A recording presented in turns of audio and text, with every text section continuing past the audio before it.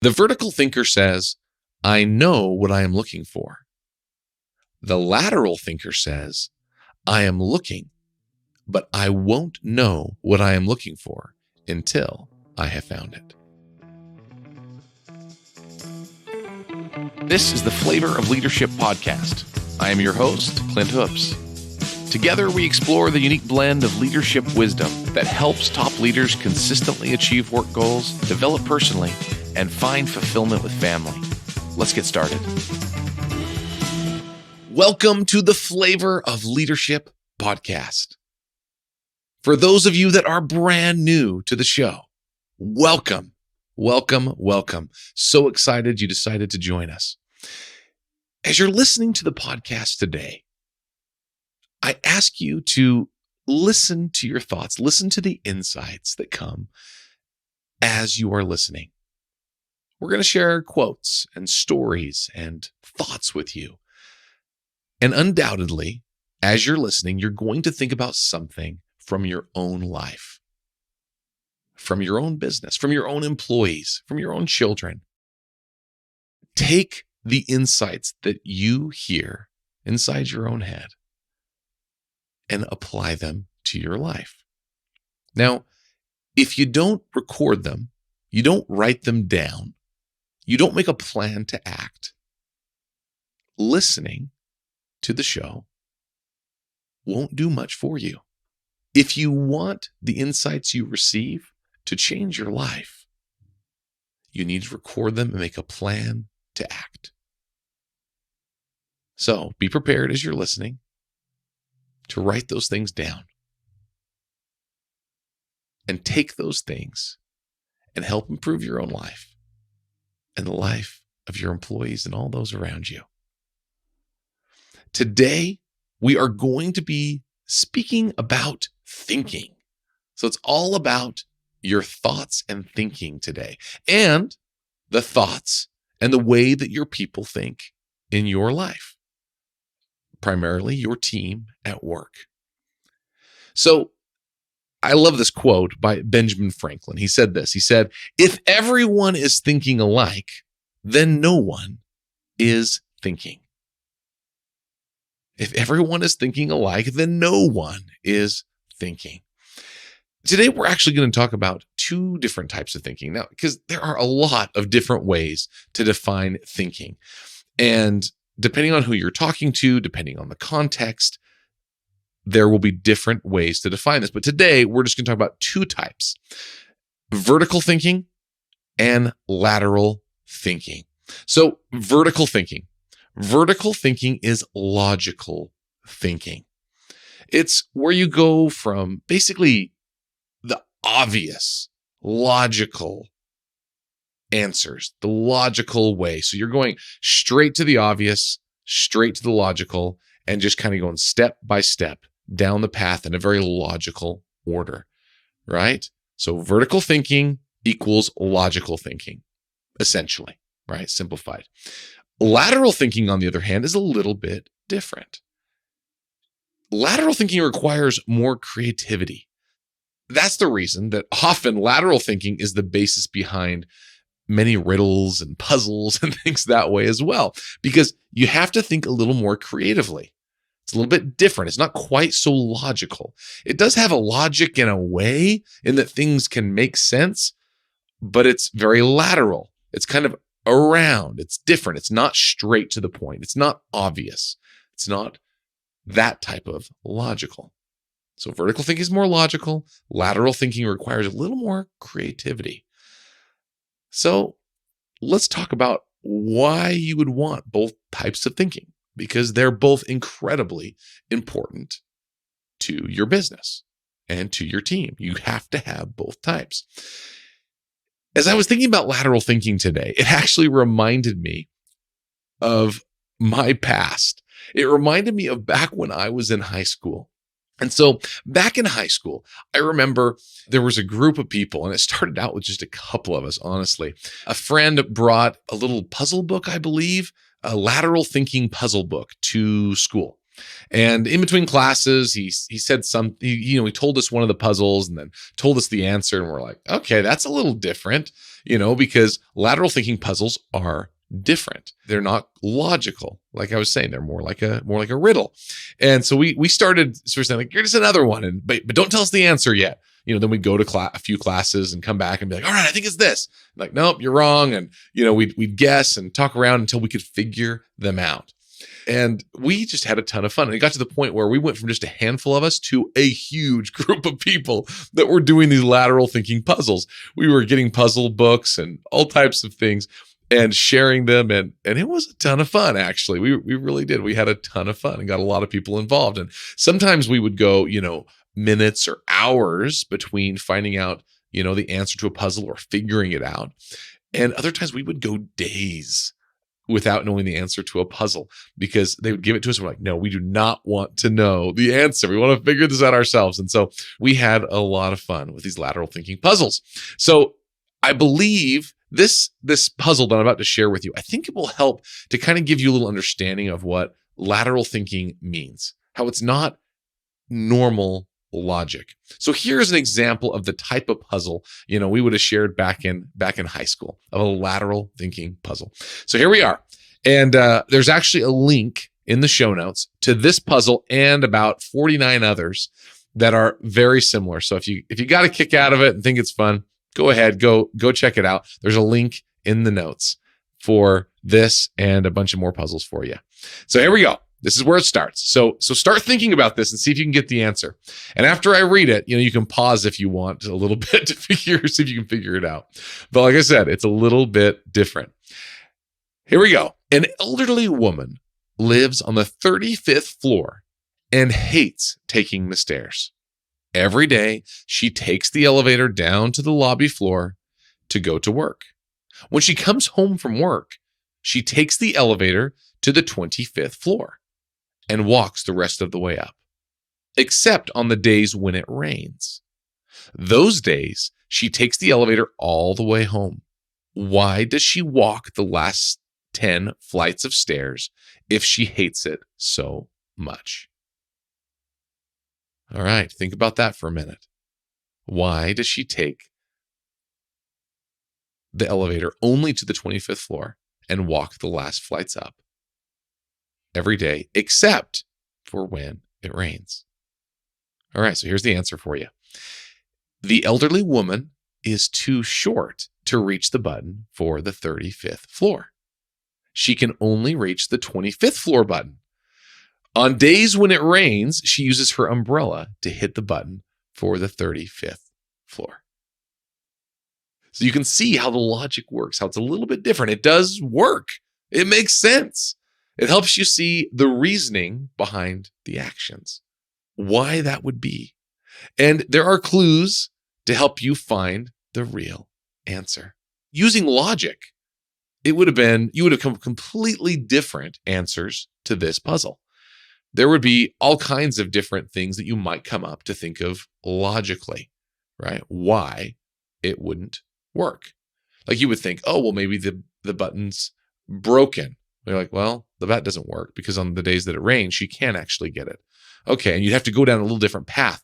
And so the reality is using logic is a part of thinking laterally. You have to do both, but it's just a little bit different take, a little bit different twist. Many of these puzzles are even more ridiculous and they can drive you crazy. But the reality is we need both types of thinking to solve difficult problems. In business, problems are not always logical. You don't always know exactly why things are happening the way they're happening. And you don't often know the solution to problems. You have to try different types of things. Logical doesn't always work. So Edward de Bono, he is one of the ones who kind of helped popularize the term lateral thinker. He has a lot of, he has some books from the past. And he shared this. He said, the vertical thinker says, I know what I am looking for. The lateral thinker says, I am looking, but I won't know what I am looking for until I have found it. So a little bit different twist on things, right? The vertical thinker knows what they're looking for and they're searching for it. Lateral thinking is they're looking for it, but they won't quite know until they've found it, right? A little more creative way to get to a solution. So one place that I think of with vertical thinking, the more logical thinking, and then lateral thinking, the more creative thinking, one place this is so true, that this is so important for a team, is in escape rooms. Escape rooms. So if you have not done an escape room, you're missing out. You need to go do an escape room. They're popping up all over the place. So I'm sure you've seen one in your own town somewhere. And if you haven't, you should go find one. They are a ton of fun. We have done them with teams from work. I have done them with family.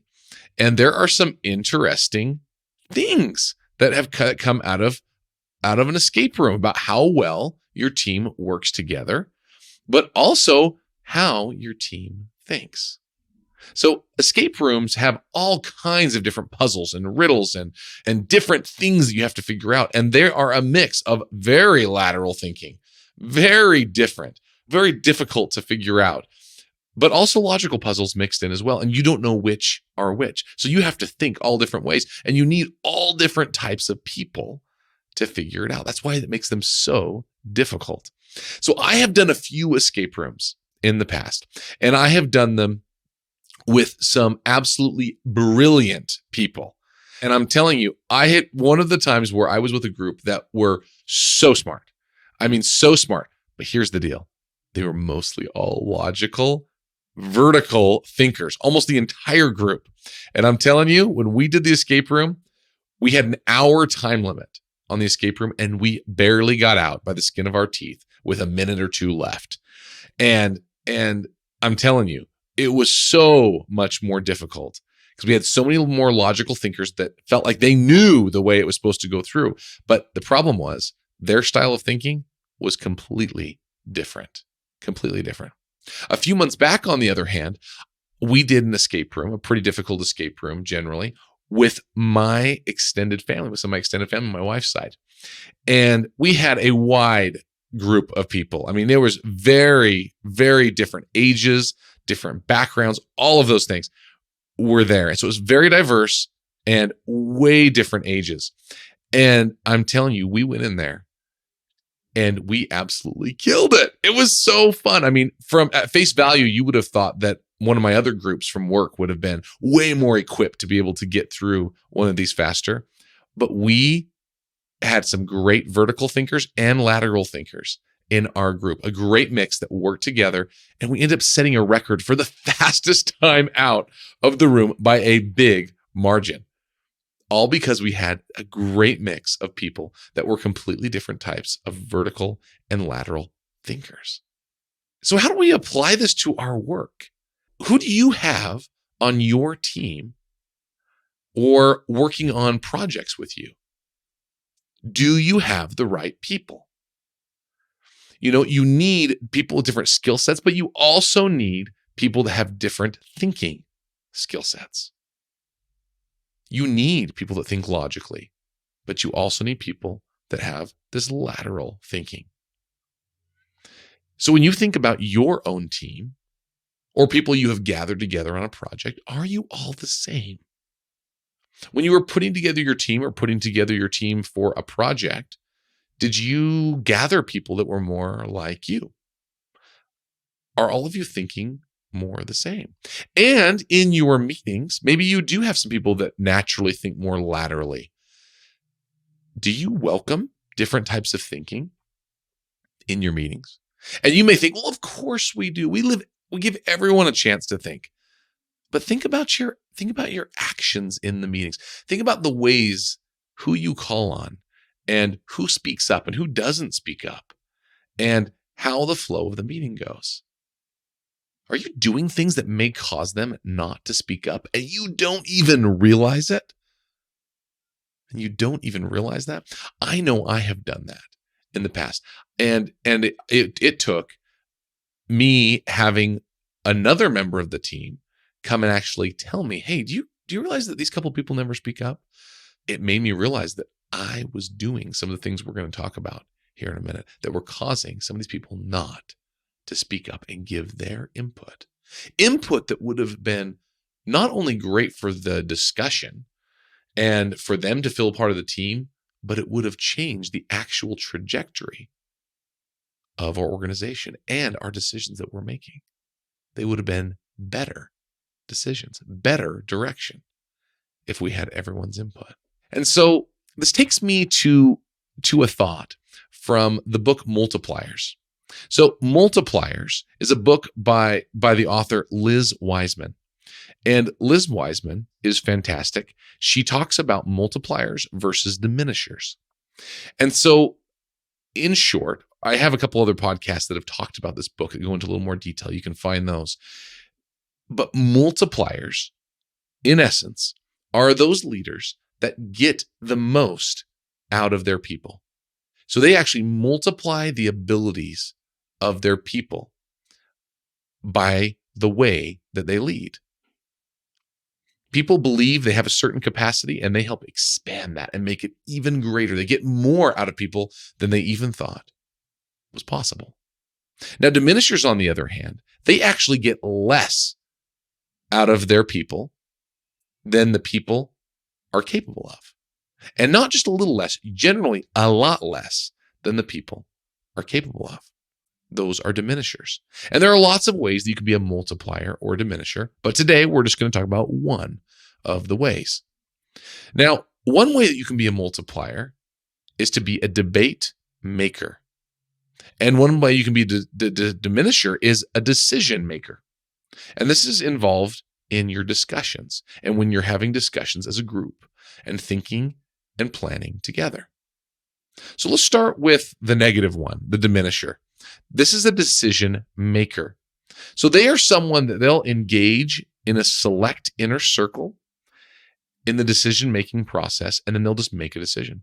They won't bring in the other parties, right? They don't want to hear it. They feel like, yeah, I can do this. I'm good. Let's move on. Obviously, sometimes some decisions do need to be made quickly. So we're talking about big strategic decisions here, right? So at a time where you really should involve more people, it's a process that needs more input. They are not doing it. They're just making a decision and moving on. Because you think decision maker, you think that's a good thing. People need to make decisions. Leaders are decision makers. That is true. But one step better than, engaging a few people to make a decision, the best way to make a great decision and to have great buy-in from your people is to be a multiplier. And that is a debate maker. Debate maker. So Liz Wiseman says this: a debate maker accesses a wide spectrum of thinking in a rigorous debate before making decisions. Now, there are a few different pieces there that are important. The wide spectrum of thinking, right? So a lot of different types of people. And this is where I'm going to say vertical thinkers and lateral thinkers. Also people that may disagree with you on different topics. People that have completely different experiences. You want to bring those people in to get a wide spectrum of thinking. And so the next part is he says, before making decisions, you need to have rigorous debate. Rigorous debate. So some people think of rigor or they see someone have rigorous debate and they look at it and they think, oh, it's so contentious or fighting or, oh, it just doesn't, they think of it as something negative instead of realizing that rigorous debate is pushing back in a safe environment, back and forth in order to understand, not to push your own agenda as much to expand your understanding.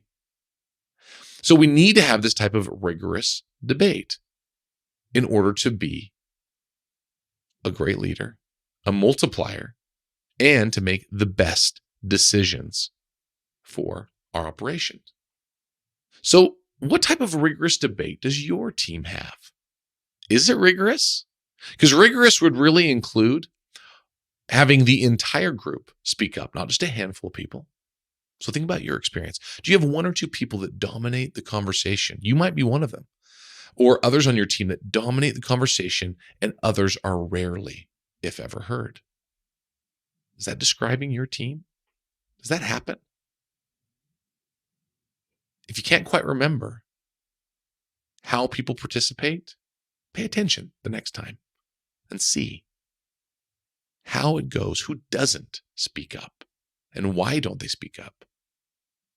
Is it the way you're leading the meeting, or is it the way other people are interacting? Do you encourage different viewpoints or different opinions? Or when a different viewpoint or opinion is brought up, do you quickly move on to something else if it doesn't agree with what you previously thought? It can be uncomfortable as the leader, leading a discussion when someone takes it down a path that you're not sure of. And you can speak your mind as well as a leader, but you also have to be careful that when you speak your mind as the leader, people often take it as the gospel truth or set in stone, so to speak. So you need to be a little bit careful when you give your own opinion. Sometimes you need to qualify and say, this is only opinion. This is my opinion. And in order to spark debate and multiply your people, you can still have your opinion.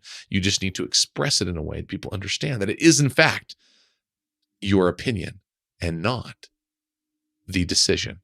There is a big difference, because often the leader will make their decision and everyone will think, oh, they didn't listen to me.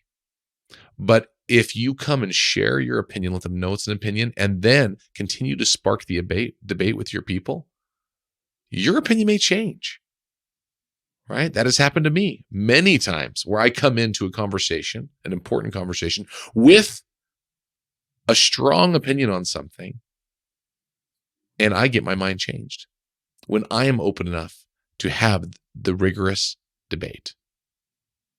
For people to bring actual data, right? Bring actual information to make decisions. And then we debate those things. So I talk about the vertical thinking and the lateral thinking.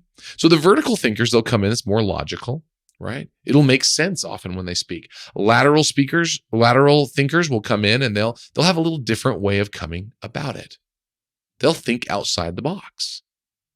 And just because it's outside the box, though, doesn't mean that you as a leader need to give them a complete out. Like, well, we need people to be a little more creative. Great job. Let's think about this. You still need to hold them to the same rigorous expectations. If you're going to make a comment or you're going to make a suggestion, provide the data to back it up. Even if it's a less logical solution, because you need those. You need the out-of-the-box thinking, but still out-of-the-box thinking paired with real data. And together, with all the different people feeling like they are able to debate in an open and safe environment, you will get the best decisions you could possibly get. Having all types of thinking and people feeling safe, and in the end, they get multiplied.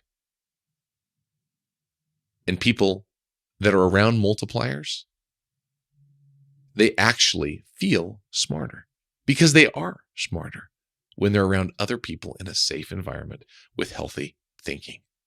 So the same goes true, not just at work, but at home with our children. Children are often naturally incredibly creative. And eventually, some of them just get their creativity beat out of them in a way, whether it's by their parents or school teachers or just the system where they feel like they have to be in a methodical, very logical way all of the time. Sometimes they lose some of their creativity, but it's within all of us. And so at home, when you're with your children, you can encourage creativity and listen to their ideas and listen to them all the way through and help them learn to express themselves and their ideas in a way that will bless them throughout their lives. Give everyone a chance to speak up in your family.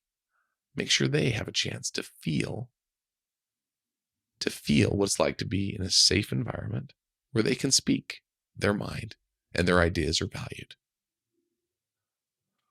So as we go back to work, do you have members of your team that are great at this?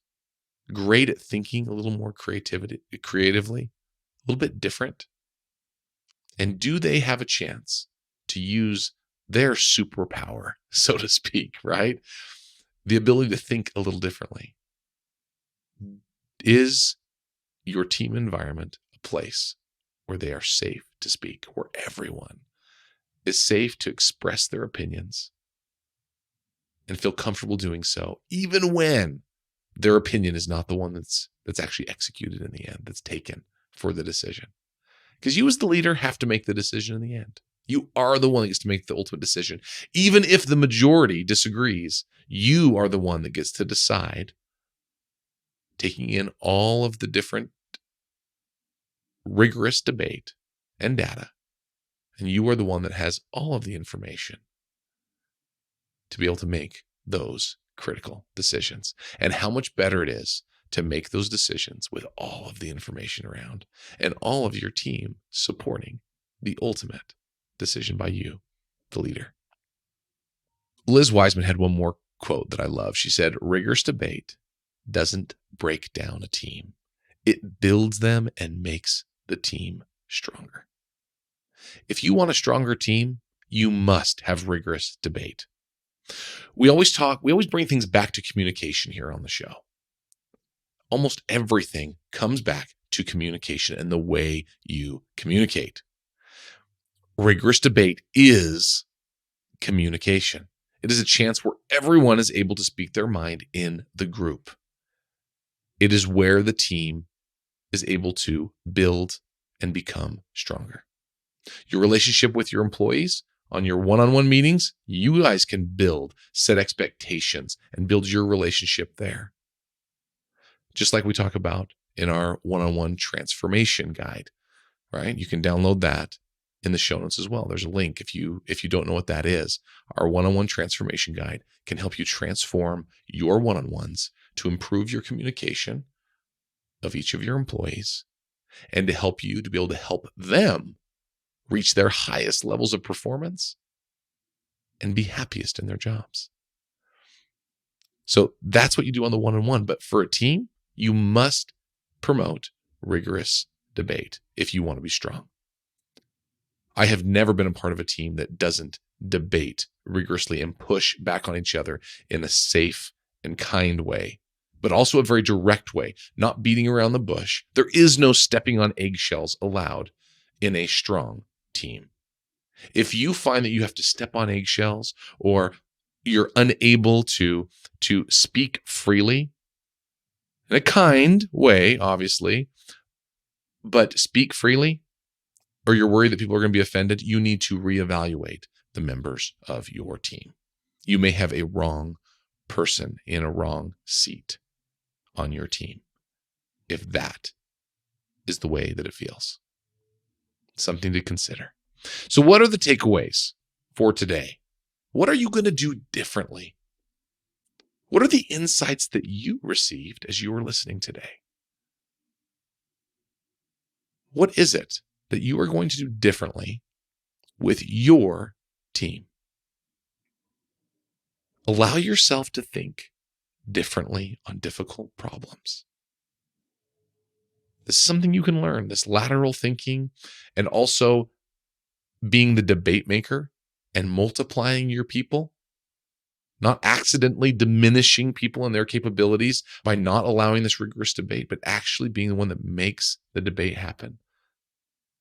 Helps make better decisions and helps your team grow stronger together. You got this.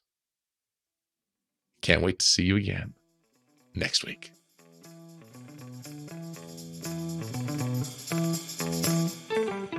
Thanks for joining me on this week's episode of the Flavor of Leadership podcast. If you enjoyed what you heard, please share it with a friend. And if you haven't already, subscribe, rate, and review the show on your favorite podcast player. If you have any questions, comments, or feedback for us, you can reach me directly at flavorofleadership.com. Thanks for listening.